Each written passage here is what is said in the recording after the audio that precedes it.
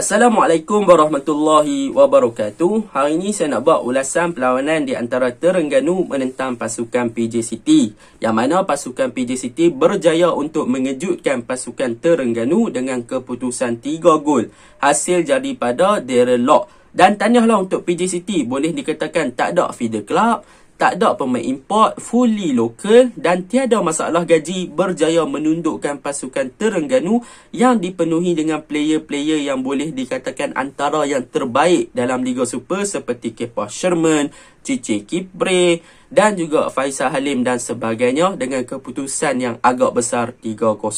Baiklah, tanpa membuang masa, mari kita masuk ke dalam ulasan perlawanan. Saya akan mulakan ulasan perlawanan dengan kelemahan dan juga kekurangan pasukan Terengganu pada perlawanan ini.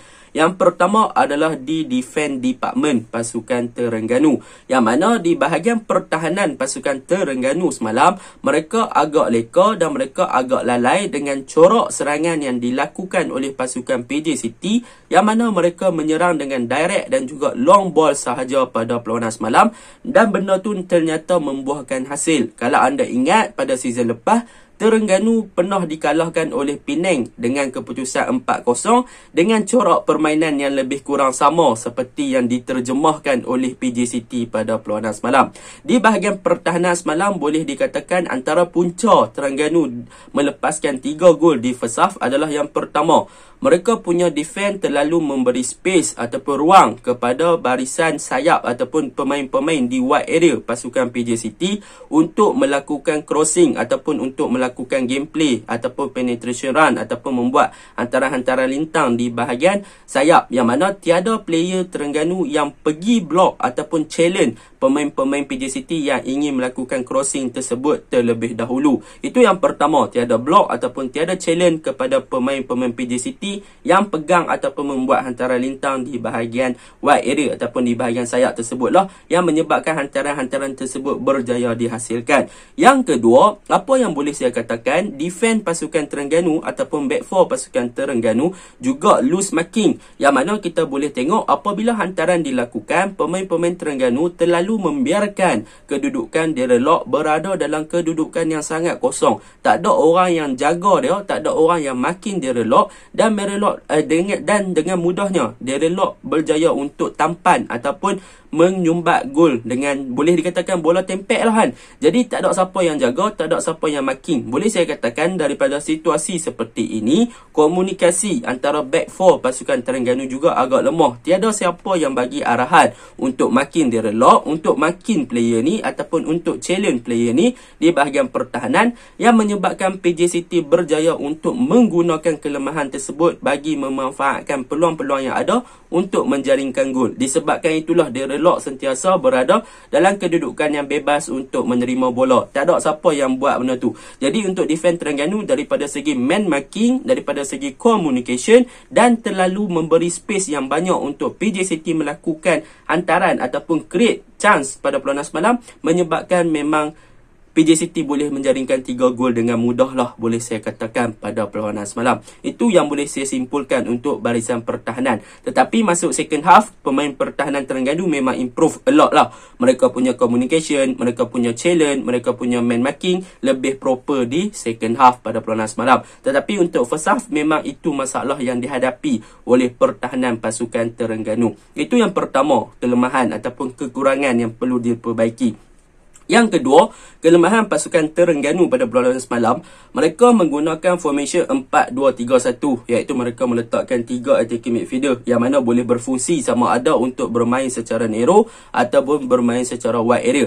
Tetapi pada perlawanan semalam, boleh saya katakan Petrus Shetembi dan juga Cici Kipre, mereka terlalu berpaksikan corak serangan di bahagian tengah dan mereka tidak memfokuskan untuk attack di bahagian wide area, yang mana untuk bahagian sayap ataupun bahagian flank lebih diutamakan kepada Faisal Halim sahaja. Jadi benda tu sedikit menyukarkan apabila Faisal Halim sahaja yang banyak menggerakkan serangan di bahagian kanan, dan beliau juga jarang dapat backup dengan baik daripada Petrus ataupun Kipre yang berada di bahagian tengah. Sepatutnya apabila bermain dengan 3 attacking midfielder tersebut, apabila bola berada di wide area, Faisal Halim dapat bola, sepatutnya ada salah seorang yang boleh memberi support ataupun backup kepada Faisal Halim untuk memudahkan kerja Faisal Halim membuat penetration run ataupun membuat cutback ke dalam kotak penalti. Tetapi perkara tersebut tidak berjaya. Boleh saya katakan Terengganu masih lagi ambil masa untuk adapt ataupun sesuaikan diri dengan taktikal tersebut dengan formation 4-2-3-1 dengan gabungan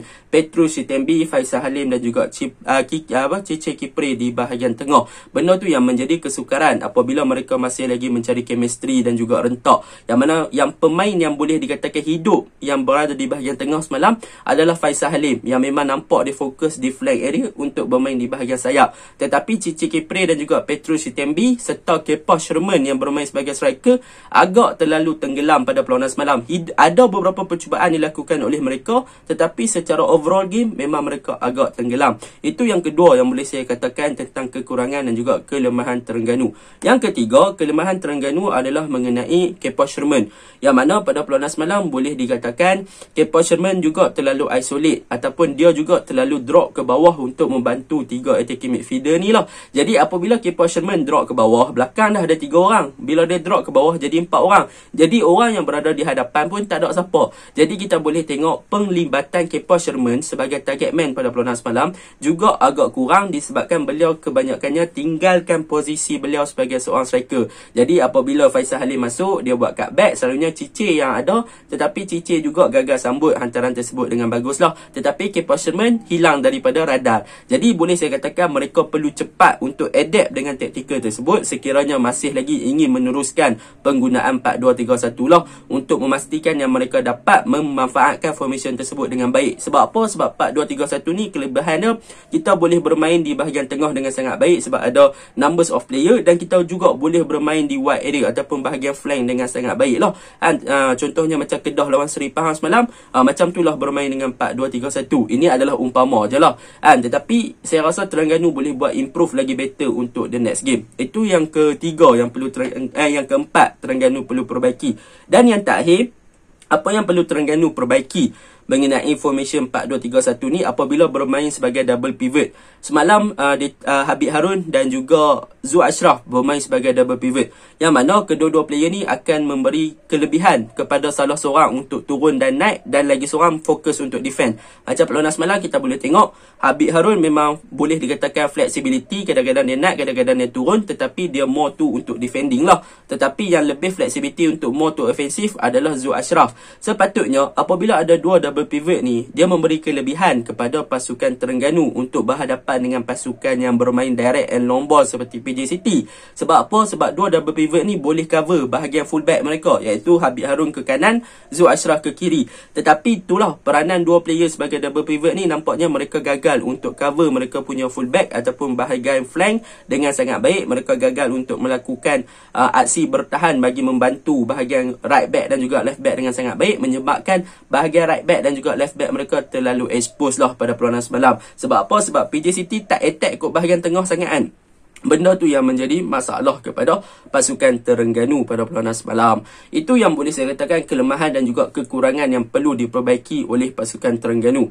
Akan tetapi ada benda yang boleh saya puji untuk pasukan Terengganu. Yang pertama yang boleh saya puji adalah peranan Faisal Halim. Semalam Faisal Halim bermain di bahagian flank dengan sangat bagus. Beliau sangat cemerlang, beliau membuktikan yang beliau mampu untuk adapt dengan taktikal tersebut sekiranya bermain di wide area.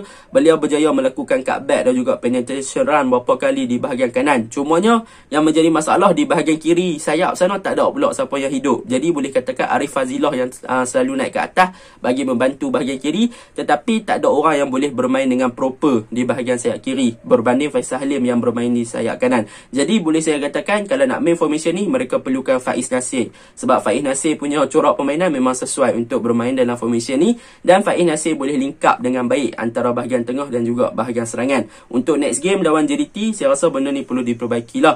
Jadi ini adalah pendapat saya sahaja. Itu pertama yang saya suka lah tentang pasukan Terengganu. Yang kedua yang saya suka tentang Terengganu adalah apabila kemasukan Manny Ott. Yang mana apabila masuknya Ott, dia telah mengubah sedikit dimensi di bahagian tengah dan membuat membuatkan pasukan Terengganu boleh conquer dan juga boleh kekalkan momentum di bahagian tengah, dan telah memberi dimensi baru kepada bahagian tengah Terengganu untuk more to offensive bagi menyerang pasukan PJ City. Tetapi sayanglah, sebab di second half tu pasukan PJ City dah kekalkan momentum, dah mula kawalkan momentum dan juga perlahankan momentum. Mereka dah tahu yang mereka dah ada 3 gol, jadi mereka perlahankan tempo game. Mereka tak terlalu nak approach untuk menyerang, jadi benda tu memberi kelebihan sedikit kepada PJ City sebab mereka dah mendahului 3-0. PJ City bukannya Selangor yang dah bermain dengan 10 orang, leading 2-0, tetapi still lagi nak eager nak menyerang. Tak, PJ City pandai. Mereka ada 3 gol, mereka ada 11 player.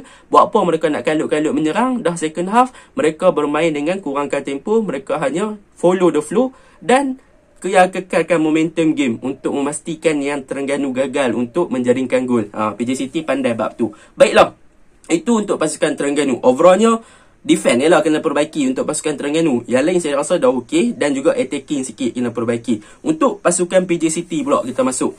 Untuk pasukan PJ City, apa yang boleh saya katakan? Yang pertama, kekuatan mereka di first half. Di first half, mereka agak bagus daripada segi pressing, yang mana mereka menekan tinggi pemain-pemain Terengganu di bahagian tengah. Yang mana kita boleh tengok Terengganu agak sukar untuk simpan bola di bahagian tengah akibat pressing-pressing yang dilakukan oleh pemain-pemain PJ City, Aaron Kumar, Di Kugan dan sebagainya. Memang mereka melakukan pressing. Jadi apabila pressing ataupun tekanan yang diberikan tu kepada bahagian tengah pasukan Terengganu, sebab apa? Sebab kita tahu Terengganu akan build up daripada bahagian tengah. Jadi benda tu menjadi masalah dan berjaya untuk mematahkan orang kata apa, tempo perlawanan pasukan Terengganu yang cuba untuk build up. Dan Terengganu pula ambil masa untuk settle down dengan tekanan yang diberikan oleh PJ City tu.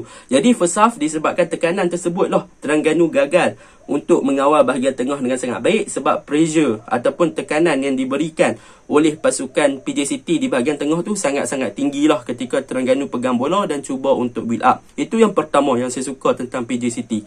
Yang kedua, apa yang saya suka tentang PJ City adalah mengenai mereka punya direct and long ball lah. Yang mana kita boleh tengok mereka akan attack sama ada di bahagian kanan ataupun bahagian kiri. Mereka memang akan attack belah flank lah, belah wide area, belah sayap lah. Mereka akan attack, lepas tu mereka akan crossing masuk dalam kotak penalti. Dan memang benda tu taktik yang berjaya. Memang corak permainan PJ City setiap game mereka main macam ni dan mereka still lagi boleh convert peluang-peluang yang ada. Jadi benda tu memang patut dipuji untuk PJ City sebab corak permainan yang sama, tetapi apabila lawan dengan tim yang berbeza, benda tu still lagi menjadi. Itu yang saya suka tentang PJ City yang kedua lah. Yang ketiga saya suka tentang PJ City adalah tentang Darren Lock lah. Darren Lock semalam memang sangat-sangat superb. Beliau sentiasa berada dalam kedudukan yang tepat untuk menerima bola. Sedangkan beliau tidak dijaga. Beliau dapat bola pun dia tampan bola masuk, tampan bola masuk, tampan bola masuk. Boleh saya katakan positioning Darren Lock dan juga hantaran yang dilakukan oleh pemain-pemain PJ City kepada Darren Lock tu memang sangat-sangat tepat. Bagaikan ada orang kata apa, connection antara hati ke hati tu. Oh, aku nak hantar bola pergi sini, puk, Darren Lock akan duduk kat sini. So dia hantar, puk, Darren Lock duduk kat sini, puk, sampai. Chemistry yang sangat bagus. Benda tu memang sangat-sangat bagus lah untuk PJ City. Dan yang terakhir yang akan saya puji untuk PJ City adalah tentang defense department mereka.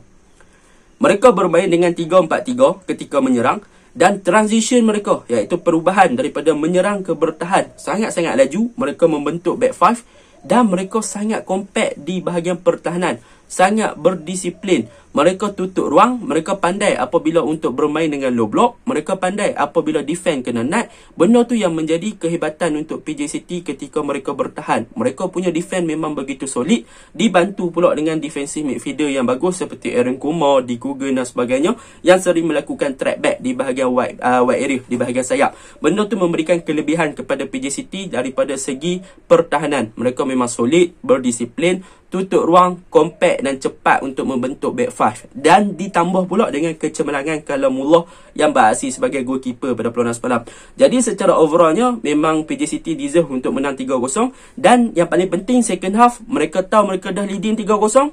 Mereka kekalkan momentum, mereka kawal tempo game, mereka tak terlalu rush untuk menyerang, mereka bertahan dengan baik dan melakukan counter sahaja di second half, dan mereka berjaya untuk memastikan yang mereka tidak dibolosi, menang 3-0. Tak macam Selangor yang dah leading 2-0 dengan 10 orang, still lagi eager nak, still lagi rasa nak attack dan sebagainya. Jadi benda tu yang perlu dibelajar oleh Selangor kepada PJ City. Bukan Selangor sajalah, pasukan-pasukan lain dalam Liga Malaysia juga boleh belajar daripada PJ City. Tak ada local, tak ada import, tak ada masalah gaji, boleh fight dalam Liga Super. Benda tu yang penting. Okey, Assalamualaikum warahmatullahi wabarakatuh.